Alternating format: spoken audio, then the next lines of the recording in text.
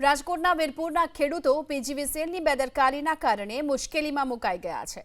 વીરપુરના અનેક ખેતરોમાં વીજ તાર અતિશય જૂના હોવાથી વારંવાર તેમાંથી તણખા જરે છે, તાર તૂટી અને ખેતરમાં પડે છે, જેના કારણે ખેડૂતોનો પાક બળી જાય છે। અને એટલું જ નહીં, પાણી વાળવા માટે જતા ખેડૂતોને પણ કરંટ લાગવાનો ડર રહે છે।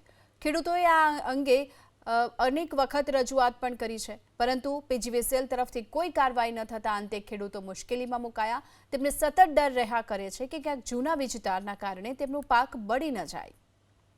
યાત્રાધામ વીરપુરમાં ખેડૂતો છે તે મુશ્કેલીમાં મુકાયા છે।